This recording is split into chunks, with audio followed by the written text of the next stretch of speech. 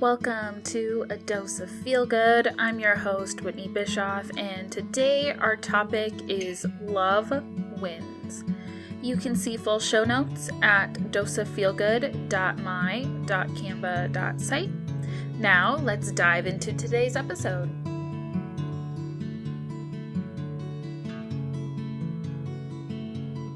Hello, everyone. We are at episode 19.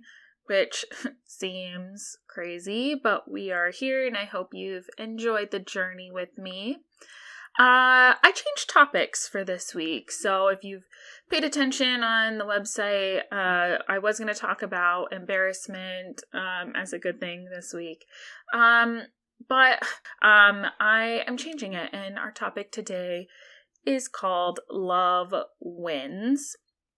I think that this week, I think for the world has been hard, which, I mean, is a little wild to me because there are weeks for folks that are experiencing things personally or in parts of the world that every week is hard. I think this week the media just capitalized on how terrible humans can be toward each other, regardless of your influence, regardless of who you are, what age you are, any of those pieces. It's hard. And I think this week the media has capitalized on just how hard it is. And so it makes it seem like the world is a lot harder now than maybe we noticed or realized. But I think that it gives us an opportunity to change the dialogue and hopefully offer some hope. And so I really felt led to talking about this week. And I'm not going to get into details of all the different pieces that are involved, but rather I'd like us to focus on this broader idea that I think right now in the world, and as people react or respond out of anger or frustration, which are 100% valid, I think we tend to want to fight hate with more hate or more violence, and that doesn't solve anything. It might draw attention to the things that we are passionate about or the things that we feel like are not fair. And I think the response comes from this place of fear, not really knowing what's going to happen or how maybe someone's even going to respond to me. It might also be a response out of just being frustrated and just tired of things and being ridiculed or whatever. And then there's that anger element too, and it is totally valid to be upset and mad, and those are usually the things that come to the forefront when we see or hear hurt. And so, like I said, those responses are valid, they're human, but I think it also often comes with this judgment for the other, whoever that is, because we just don't understand. And I know I find myself, just from what I think and believe, of genuinely sometimes being like, I just genuinely do not understand where this person is coming from or how they've gotten there. And so then it leads me to being more frustrated, more upset. But I think it's really important to remind ourselves that acting in violence or hurting others, whether that's physically, emotionally, whatever, it's never the right answer. It doesn't solve anything. It just compounds the hurt and grief and frustration more and more and more.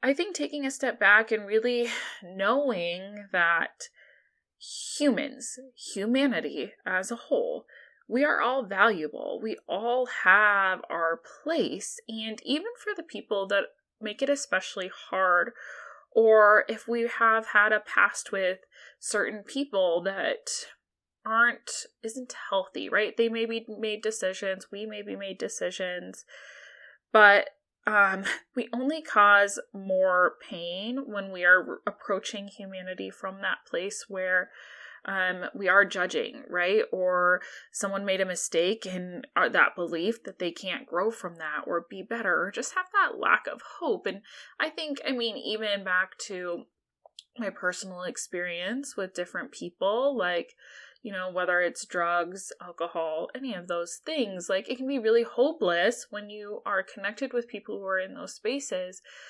But knowing the power of continuing to love and show up, and when people are hurting most, they want to hurt those closest to them. And so if we respond out of love and support, it can really change that entire tune.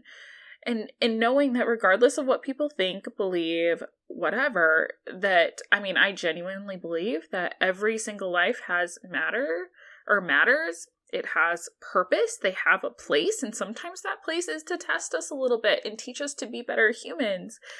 But they do exist. And so responding out of love can be really, really powerful. And I think it's important to note that, like, there's this fine balance of holding people accountable, right? Like if they're not being nice and choosing to respond out of that hate, like holding them accountable, that's one thing. I am one of those people. I'm very passionate. I'm especially passionate about certain topics and people.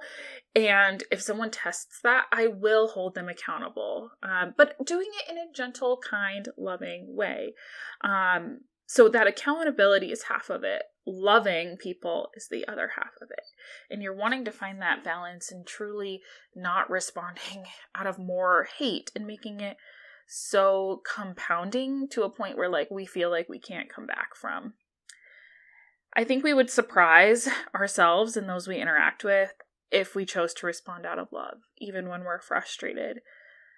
And it's hard. It's not something that is easy to do. The easy route to go is to respond out of hate and frustration, because that's naturally what we want to do when we are experiencing that hate or seeing others experiencing hate.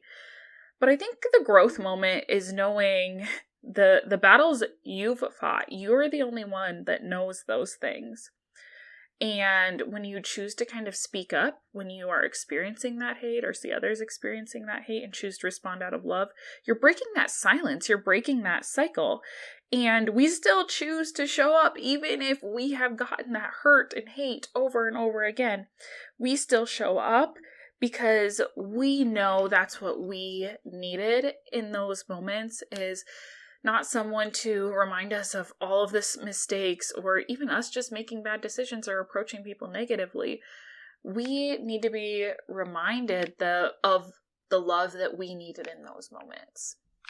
And I think this is especially important to demonstrate, like, how do you actually do this in practice?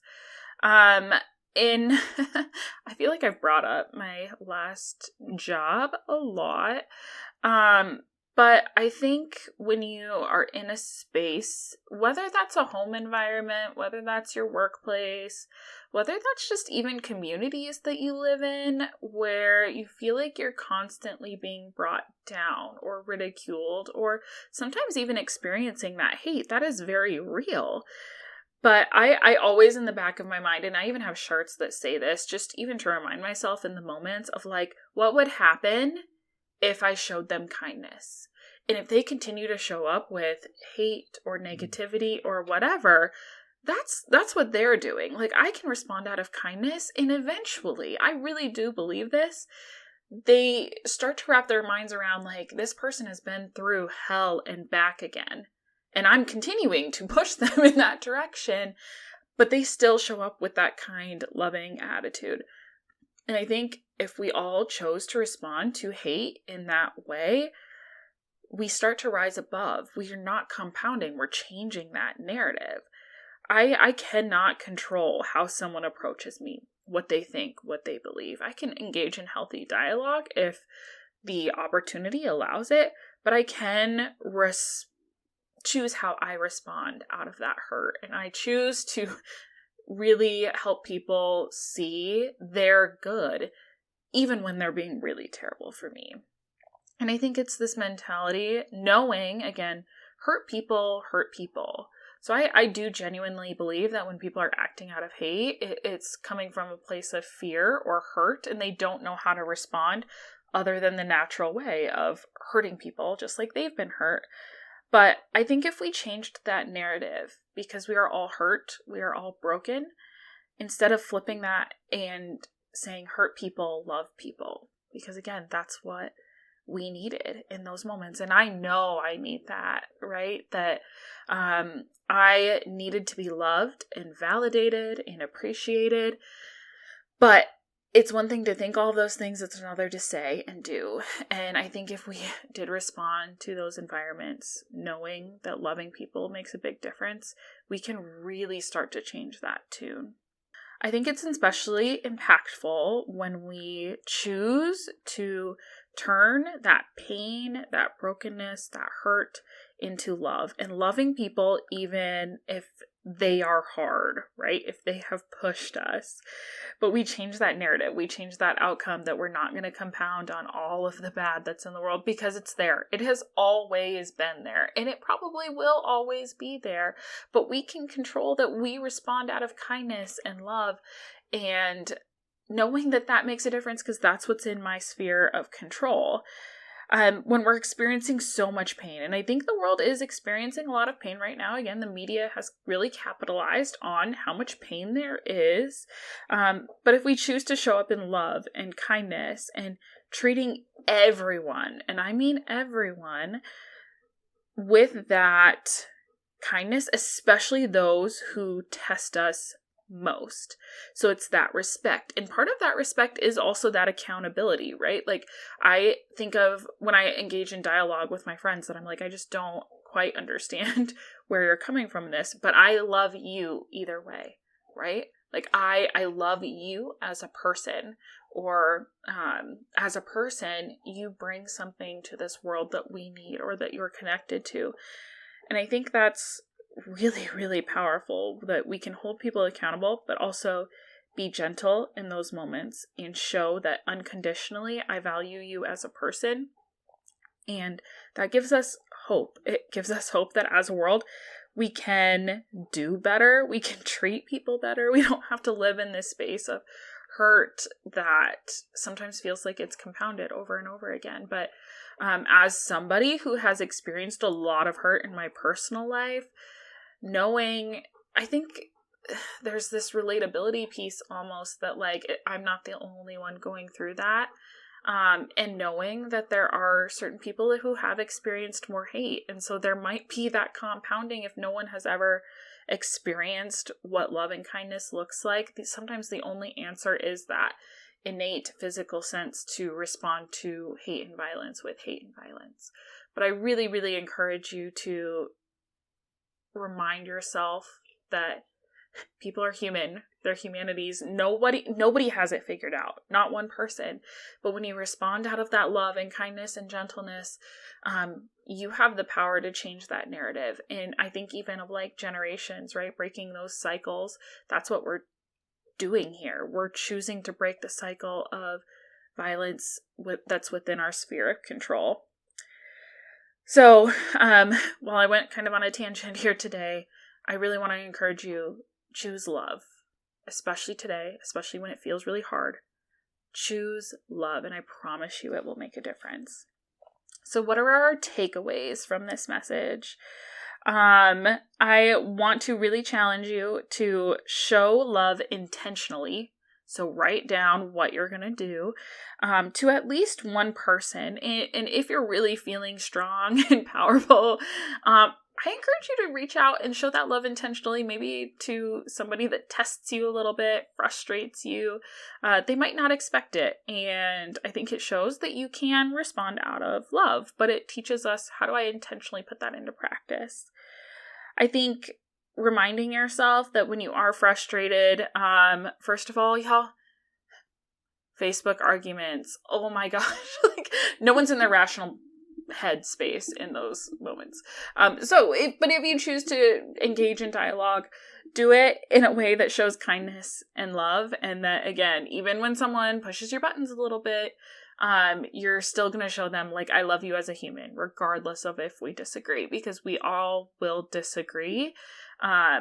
So maybe don't engage in those arguments, because it's going to frustrate you.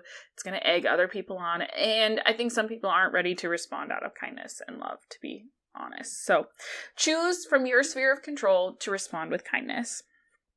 And the third piece, however you choose to do this in practice, but I think if you take nothing else away from this, and even from the events that have been heightened in the media this week, honor people as a whole, humanity as a whole, regardless of their background, regardless of how different they might be from you, and honor that humanity and realize that everyone has a place.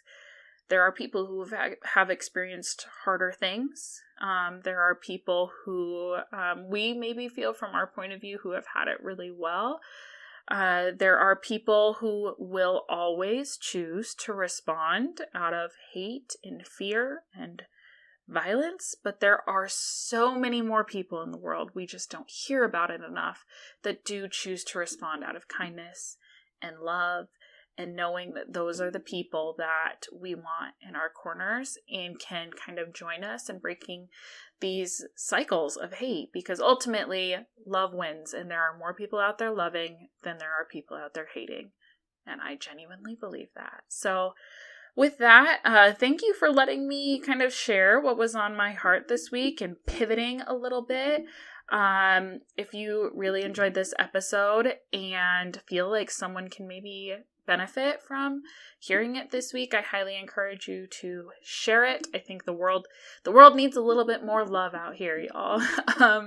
If you want to share on our website, doseofeelgood.my.canva.site, if you've chosen to put some of these practices into effect in your life, and if you've really seen the impact of what it means to choose to love, I would love to hear from you. Otherwise, we're gonna wrap it up, and I'm just gonna remind you, love wins. Choose to love and be kind and see the impact that it has on the world around you. Thank you so much for listening, and I hope you are feeling ready to conquer the week and let your impact ripple out to the world around you. Let's connect on Instagram and Threads at Dose of Feel Good Podcast. If you're loving the podcast, I'd love it if you'd hit that subscribe button and leave a review. Until next time, share your own dose of feel good and never underestimate the power of positivity.